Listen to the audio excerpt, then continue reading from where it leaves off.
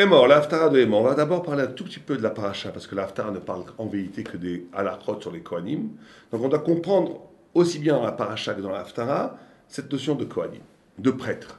La notion de prêtre dans un peuple de prêtres, puisque Am Israël est déjà le peuple qui sauve le monde, le peuple qui apporte la lumière au monde, le peuple qui détient la vérité donnée au Sinaï et qui par là donne un sens à l'univers entier, le peuple qui est là pour représenter Dieu sur terre. Donc qu'est-ce que ce peuple a besoin de prêtres, si lui-même est déjà un peuple de prêtres? Donc il y a une dimension dans Israël qui s'appelle Kohanim, qui est une des trois niveaux d'Israël, qui est le plus haut niveau, qui est la notion de Kohanim, de prêtrise, qui travaillait au temple. C'était la notion de travailler au temple, et ces Kohanim avaient énormément de spécificités, mais nous, on va se focaliser sur les trois peut-être principales. L'un, c'est que les Kohanim n'avaient pas le droit de toucher à mort, ils n'avaient pas le droit de s'impurifier. Pas toucher à mort, toucher à un lézard mort, toucher toutes sortes d'impuretés. Ils ne pouvaient pas, il y a une interdiction pour le Kohen de devenir impur. Un juif a le droit de devenir impur. S'il veut, il peut toucher des morts toute la journée. Il n'y a aucune interdiction pour un juif de se rendre impur. Il sera impur. S'il veut manger des sacrifices, il devra se purifier, etc. Mais un juif n'a pas d'interdiction d'être impur. Alors qu'un Kohen, un prêtre d'Israël, a l'interdiction de s'impurifier, c'est un lave d'oraïta, c'est l'équivalent pour un juif de manger du cochon, c'est un lave, c'est une interdiction de la Torah. Deuxièmement, il ne peut pas se marier avec n'importe qui. Si un juif doit se marier avec une juive ou une convertie, un prêtre, un Kohen n'a pas le droit de se marier avec n'importe quelle juive, il n'a pas le droit de se marier avec des convertis, il n'a pas le droit de se marier avec une divorcée, il ne peut pas se marier avec une halala, ça veut dire qu'une fille, une femme qui a connu, dont le père est halal, pardon, le père est lui-même un Kohen issu, un faux Kohen, enfin un Kohen profané, issu d'un mariage non conforme aux lois de la Kohanim, on ne va pas rentrer dans les détails. Troisièmement, il n'a pas le droit de marier une zona, ce qu'on appelle une zona, c'est-à-dire que toute femme qui aurait une relation avec un homme que la Torah interdit. Ça en fait une zona, et donc même si cette relation est involontaire, imaginez une femme qui est violée une fois par un non-juif, par exemple, eh ben, cette femme n'a plus le droit à vie de se marier avec un Kohen. Donc et troisième chose, ils n'ont pas le droit d'avoir de terre, on n'aura pas, dans le partage de la terre d'Israël, des 12 tribus, les Kohanim n'ont rien reçu, même les Lévim n'ont rien reçu. Toute la tribu de Lévi n'a rien reçu parce qu'ils ont reçu quelques villes, les villes refuges, et ils ont reçu surtout la part du temple. C'est-à-dire que dans le temple et aussi dans les moissons, la trouma, le maaser, la trouma de maaser, énormément de choses leur étaient données, mais c'était à caractère spirituel. Leur subsistance ne vient pas de la terre, leur subsistance vient des dons obligatoires que le peuple juif, plutôt des prélèvements obligatoires que le peuple juif se doit donner au Kohen, et aussi à une grande partie des sacrifices qui étaient consommés, une partie était consommée par le Kohen. Donc on a toute une organisation tout à fait spécifique qui est propre au Kohen et qui n'a aucun rapport avec Israël. Des choses qu'on a aujourd'hui beaucoup de mal à comprendre, qui sont très loin de nous, puisque la fin du travail du temple fait que l'exil a rendu plus ou moins tout le monde pareil, et le Kohen aujourd'hui n'a plus comme prérogative spécifique que la bénédiction qu'il donne au moment de la Chazarat HaShas, au moment du retour de la prière en public, et le fait qu'il monte en premier dans la lecture de la Torah, et qu'il y a une mitzvah, effectivement, des Kadesh de Kohen, que c'est bien de donner aux prêtres, par exemple, quand il y a une bénédiction, c'est à lui qu'on la donne, quand il y a un zimoun, c'est à lui qu'on le donne, etc., etc. Il faut honorer le Kohen. Quand on sert à table, il faut savoir, s'il y a un Kohen parmi nos invités, c'est une mitzvah de lui donner la plus belle part et de lui donner de le servir en premier. Le Kohen a une noblesse, une kedusha, une sainteté spécifique que chaque juif se doit d'honorer. Bon, mais on va essayer de comprendre un peu plus profondément. D'abord, on avait vu dans la paracha d'avant, donc Kedoshim, que le juif, par contre, se devait d'être saint. Kadosh, on a expliqué assez longuement qu'est-ce que c'est la Kedusha, les trois niveaux des Kedusha. La Kedusha implique un retranchement de l'évidence de l'existence, une sorte de connexion d'une vie dont le centre de gravité serait Dieu, la spiritualité, et pas l'évidence du monde qui va comme il va, la logique interne à toute existence qui serait livrée à elle-même. Être saint, c'est la capacité de se couper des logiques mondaines, terrestres. Être pur, pour le Kohen, c'est dans la même logique, mais c'est plus haut, c'est encore plus fort, puisqu'il ne pouvait pas toucher à mort, parce que justement, il servait dans le temple. Et le temple, c'est le lieu de la vie. Le Beth Amikdash était le centre sur lequel la vie de l'univers entier était nourrie. C'est pour ça que depuis la destruction du Beth Amikdash, le bien et le mal sont mélangés, la mort et la vie sont mélangés, l'impureté et la pureté sont mélangées. C'est pour ça que tout est mélangé. On ne comprend pas à quel point aujourd'hui, si les idées philosophiques et même scientifiques sont dans une telle confusion, si la notion de vérité est tellement bafouée, si le vrai ressemble au faux, le faux ressemble au vrai, si dans les pires les pires personnes, il y a toujours quelque chose de bien, et chez des gens qui paraissent formidables, il y a toujours des problèmes. Si tout est mélangé comme ça, c'est à cause de la destruction du Beth Amikdash. Le Beth Amikdash était un lieu pulsionnel de la vie, un lieu où la vie prenait source et qui dispatchait dans l'univers entier l'énergie divine pour chaque chose. Et donc chaque chose était à sa place.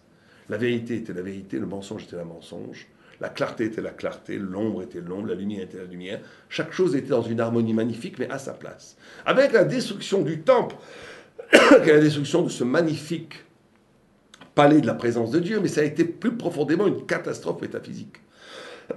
Ça a été une confusion de la vérité. À partir de la destruction du temple, on n'est plus sûr. Même la vérité la plus forte, dit par un grand Talmid Chacham, elle peut être comprise de façon tordue. Le tordu est inhérent à la vérité. Et ce qui est encore pire, c'est que tout mensonge le plus effroyable, tout crime le plus abominable a dedans ce qu'on appelle des étincelles de sainteté.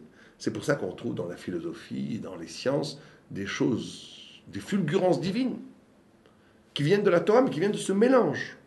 Donc il y a une destruction terrible. Mais au temps du temple, où le temple était la source de la vie, il était inconcevable que celui, le prêtre, qui travaillait au cœur du temple, pouvait être impur de la mort. C'était impossible. Il fallait qu'il soit pur. Ça, c'est la première dimension du Kohen. Le Kohen, c'est pour ça qu'on dit que les Kohen sont zrizim. Ils ont une énergie terrible. Ils ont une énergie terrible. Vous savez qu'il y a un acte, quand un Kohen veut divorcer de sa femme, on lui a fait un guet spécial, qui s'appelle le guet Mekouchar, qui prend beaucoup plus de temps. Un guet, ça veut dire un acte de divorce, qui prend des heures et des heures à écrire, parce qu'on sait que les Kohen sont intempestifs. Ils ont une énergie tellement grande, une vitalité tellement grande, qu'ils peuvent s'énerver assez rapidement avec leur femme pour la divorcer. Donc on dit, bon, tu veux divorcer, mais on va t'écrire un guet qui va mettre des 10 heures à peine le temps que tu te calmes. On dit que les Kohen, c'est le feu. Ils sont la vie. Comme ils sont dans le lieu de la vie, ils ne peuvent pas avoir contact avec la mort. Première chose.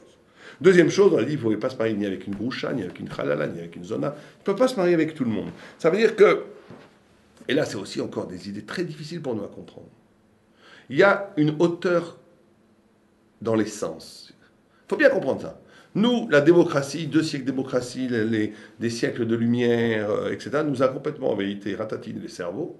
Et on voit que tout le monde est pareil, que l'important c'est l'intention du cœur. C'est vrai que peut-être fondamentalement, le plus important, c'est ce que dit l'Agmara elle-même.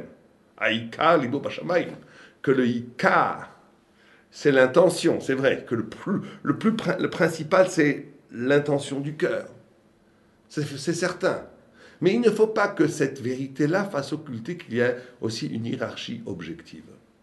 Il y a des Kohen, il y a des Lévim, il y a des Israël, il y a des non-juifs. Il y a énormément de choses. Chacun à sa place, mais il y a aussi une hiérarchie. Un Kohen est plus proche de la source qu'un Lévi. Un Lévi est plus proche qu'un Israël. Un Israël est plus proche, etc., etc. Alors c'est vrai que la liberté humaine fait qu'un juif, on a dit qu'un mamzer, qui est né d'une femme mariée, qui enfante un enfant avec un autre, avec un amant. C'est la pire des choses. Un mamzer ne peut pas se marier par exemple avec une juive. Mais on dit qu'un mamzer est juif, et quand il est Talmid Chacham, il vaut plus que le grand prêtre. C'est à lui qu'on va donner en premier, c'est à lui qu'on va donner la plus belle part. Donc il y a la liberté humaine qui rentre en jeu. Un mamzer, Talmid Chacham, adif bikohen gadol amaretz. Un bâtard, savant de la Torah, vaut mieux que le grand prêtre du temple de Salomon, quand celui-là est ignorant. C'est vrai. Mais il n'empêche que si les deux sont Talmid Chacham, si les deux sont des savants, le grand prêtre est plus que le mamzer. Et si les deux sont ignorants, il n'en reste pas moins que le grand prêtre est plus que le mamzer. C'est-à-dire qu'il y a une hiérarchie. Et cette hiérarchie fait que le Kohen ne peut pas se marier avec une groucha. Il a un rapport exclusif avec sa femme. Comme il a un rapport exclusif avec Dieu, il faut qu'il ait un rapport absolument exclusif avec sa femme. Un prêtre qui avait sombré dans l'idolâtrie et qui après fait une repentance authentique, une tchouva absolument sincère, il ne peut plus travailler dans le temple. Fini. À jamais. Parce que c'est exclusif. Le rapport à Dieu, il est exclusif dans la fonctionnalité. Après, dans la subjectivité, chacun après peut retrouver la tchouva. Et il n'y a pas une chose qui peut empêcher de faire tchouva. Il y a 24 choses nommées par le Rambam qui empêchent de faire tchouva, mais on peut même dépasser ces 24 choses si on s'efforce à faire tchouva. On va nous empêcher de faire tchouva, mais on peut toujours faire tchouva. C'est vrai, mais la plus grande tchouva, la plus totale, elle ne permettra pas à un Kohen qui a fauté la faute d'idolâtrie, qui a servi des idoles, de servir dans le temple. Parce que c'est exclusif. Si tu as servi des idoles, tu ne peux pas servir Dieu. Et bien, son rapport au mariage était le même, de l'exclusivité. Et ça, c'est une notion de hiérarchie. Il ne pouvait pas avoir de terre, parce que, justement, il devait être complètement détaché de la production agricole, de l'économie, du registre économique, de la logique de Sibam et Soubab, cause, conséquence. Il devait être dans un rapport purement spirituel à la matérialité. Ce qu'il mangeait, c'était les offrandes divines. Donc on a une partie du peuple d'Israël qui est complètement séparée, kadosh, saint, et dont la vie s'articule de façon totale autour de la parole de Dieu. Et dans la paracha, il y a quelque chose d'extraordinaire. C'est que dans la même paracha, on nous raconte cette histoire dramatique du fils de Shlomit Bat Bivri. Fils de Shlomit. C'est une histoire dramatique. Cet homme avait pour père un Égyptien non juif qui avait violé cette femme. C'était un gardien des prisons, un des exploiteurs des Juifs, et il avait remarqué Shlomit, à lequel le Midrash fait quelques reproches d'être trop volubile, Elle s'appelait Shlomit parce qu'elle disait shalom, bonjour à tout le monde. Elle était pleine de vie, pleine de joie, et elle était belle, et donc elle attirait le regard. Et on lui reproche un petit peu ce manque de sniout, ce manque de pudeur. Mais elle n'était pas vraiment coupable, puisque ce rachat, ce méchant Égyptien, avait remarqué la beauté de cette femme. Et il avait ordonné à son mari d'aller travailler tôt le matin, et il était rentré en se faisant passer pour le mari de cette pauvre Shlomit, qui s'est fait donc violer et qui a enfanté cet homme, qui s'appelle le fils de Shlomit. Et cette femme était de la tribu de Dan. Et cet homme-là n'avait pas de place dans le temple. D'ailleurs, son père a été l'Égyptien qui a été tué par Moïse. Parce qu'il frappait comme le mari de Shlomit ressentait qu'il était trompé par ce mari. Lui, au lieu de s'excuser, il le frappait encore plus fort. Il l'abrutissait de travail, presque jusqu'à la mort, pour l'empêcher de supporter le regard de reproche que lui faisait son esclave. Et quand Moïse a vu ça, il a regardé, il l'a tué avec le nom de Dieu. Il a dit le Yud Kevav, il a dit le nom, le Shem HaMefourash, et il est mort. Et après, quand Shlomit est sorti d'Égypte avec tout un Israël, elle a bien entendu emporté son fils, et ce fils n'avait pas de place dans le camp, puisqu'il n'avait pas de père, il ne faisait partie d'aucune tribu. Son père était un non-juif. Donc il dormait en dehors du temps, avec les impurs, avec les lépreux. Et un jour, le Néhumar, il s'est installé dans la tribu de Dan. Et un juif de Dan, je ne sais pas s'il est très sadique dans ce juif, est venu le voir, il lui a dit, mais qu'est-ce que tu fais là? Tu n'as pas le droit d'être là, tu ne fais pas partie de la tribu de Dan. Chacun, à l'époque, encore une fois, avait sa place. La tribu de Dan, la tribu de Rouven, et d'ailleurs dans le Mahané, dans le saint emplacement du peuple juif, chaque tribu avait sa place, et cette place était tout à fait significative. Il y a même des discussions, des marloquettes, quel était exactement l'agencement des tribus d'Israël. Dans les deux vues, celle du milieu, c'était Mahané Shrina, la place où Dieu résidait, c'est-à-dire la tente d'assignation du Ohel Moed. Après les Lévis, après il y avait une marloquette, comment est-ce que c'était placé. Mais chaque tribu avait sa place, et cette place avait une signification métaphysique. Et ce peuple composé de 12 tribus marchait dans le désert, portant en lui-même le secret ultime de tout l'univers. Et cet homme-là, à un moment donné, on a marre de dormir avec les lépreux, en dehors du camp. Donc qu'est-ce qu'il fait? Il va dans la tribu de Dan. Et quelqu'un lui dit, t'as rien à faire ici? Il dit, mais si, ma mère, elle est de Dan. Il dit, on ne va pas d'après la mère, on va d'après le père. La tribu est définie par le père, pas par la mère. Il dit, alors, allons voir le tribunal. Ils vont au tribunal de Moshe. Moshe dit, non, tu ne peux pas être dans la tribu de Dan. Ton père n'est pas de Dan. Les tribus, ça va d'après le père. Le judaïsme va d'après la mère, avoir l'identité au cœur même de ce judaïsme va d'après le père. Et là, il devient furieux. Et il dit, mon père est mort, comment est-ce qu'il est mort? Et on lui dit, c'est Moïse qui l'a tué. Comment il l'a tué? Avec le nom de Dieu. Il a dit le nom de Dieu et cet Égyptien qui était ton père est mort. Et cet homme-là a osé prendre le nom de Dieu, et je ne veux même pas dire, on dit en français blasphémer, on va dire Birkat Hashem. Il a blasphémé avec le nom de Dieu. Et Moïse ne savait plus quoi faire avec cet homme, parce que de l'autre côté, cet homme a commis l'irréparable. Mais il a subi aussi une histoire terrible. Il n'a pas de père, son père est égyptien, on lui empêche de dormir dans la tribu de Dan. Bon, et Moshe demande à Dieu, qu'est-ce que je fais avec cet homme? Il dit, il faut qu'il meure. Et il est tué. Histoire dramatique, histoire dure, très dure. C'est un des 4 endroits dans la Torah où Moïse ne sait pas la réponse. Il demande à Dieu directement, comme si aucun homme ne pouvait juger cet homme, que Dieu. Et Dieu dit, il doit mourir. Et il meurt. Alors, quel rapport, cette histoire, avec les Cohen? Comment ça se fait que cette histoire du Ben Shlomit, il est exactement dans la même paracha que les Cohen? Alors là, on arrive au secret peut-être profond de l'Haftarah et de la paracha. C'est que, en vérité, pourquoi est-ce qu'il a été tué? Pourquoi il était Chayav Mita? Pourquoi est-ce qu'il devait mourir? Tout celui qui est Chayav Mita dans la Torah, c'est quelqu'un qui perd le sens de sa vie. Quelqu'un qui fume une cigarette Shabbat, il perd le sens de sa vie. Il ne sait plus ce qu'il fait. Il a perdu le pourquoi il a été créé. Il a détruit la judaïté profonde qui est en lui, pourquoi il a été créé. C'est ça, Chayav Mita. On ne tue pas les gens comme ça. C'est pas d'ailleurs, un bédine ne tue pratiquement jamais personne. C'est l'idée qui est fondamentale. Tu fais cet acte, tu as perdu le sens de ta vie. Or ici, on nous enseigne quelque chose d'assez extraordinaire. On nous enseigne la chose suivante. On nous dit, et c'est pour ça que c'est dans la même paracha que les Kohanim, regardez bien. On dit, l'épreuve de cet homme, justement, il a essayé de se définir à un moment donné par le rejet. Il s'est écarté de l'homme Israël, du peuple juif. Il est en dehors du corps avec les lépreux.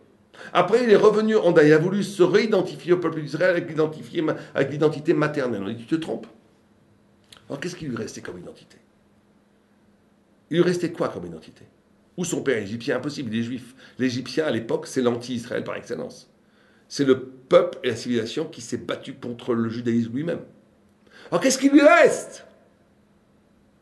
Une seule chose. Une seule chose. Il aurait pu être un saint autant qu'un Cohen, Dieu. Vous comprenez? Il y a une sanctification par le haut et une sanctification par le bas. Quand quelqu'un n'a plus de référence, la référence du paternel, qui est la référence identitaire, cette référence du paternel, qui est une référence identitaire, il fallait à ce moment-là, comme l'identité réelle, physique, biologique, physiologique, héréditaire, était l'Égypte, et en plus un père absolument affreux, un violeur, un exploiteur, un cruel, un tueur, un nazi. Comment on fait quand on a un père nazi et une mère juive?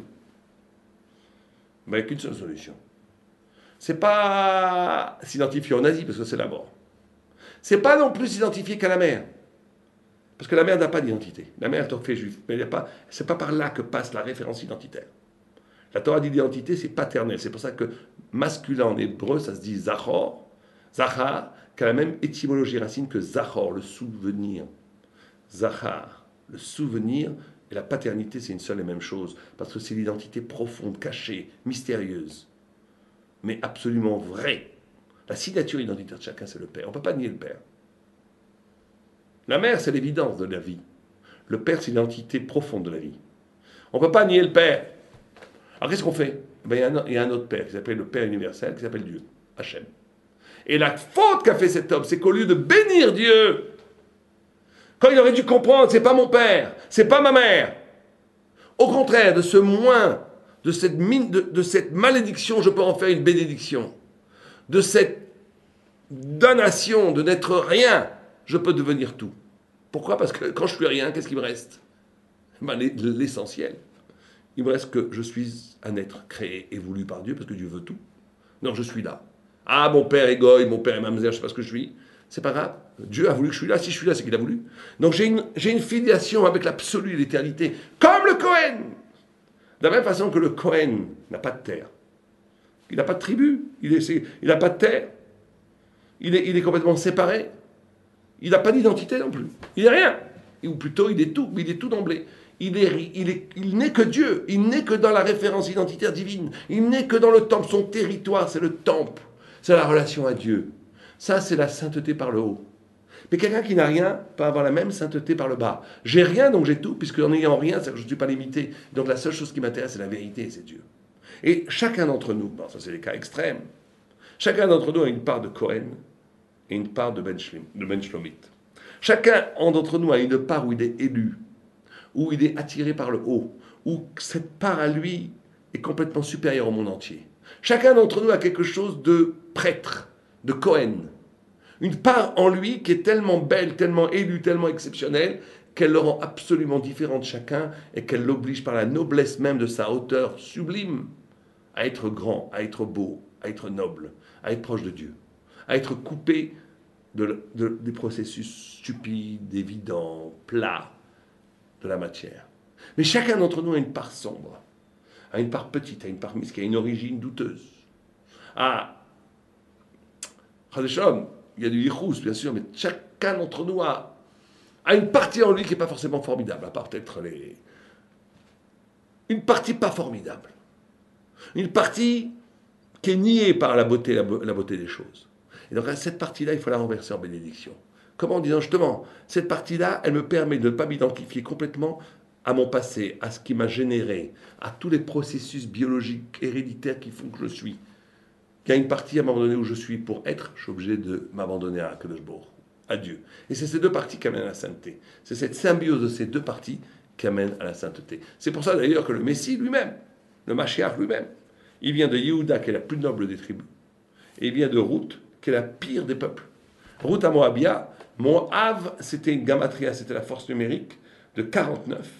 Et le Gaon de Vilna dit que c'est 49 charrets Touma, 49 portes d'impureté. Et c'est de là que le Messie est né.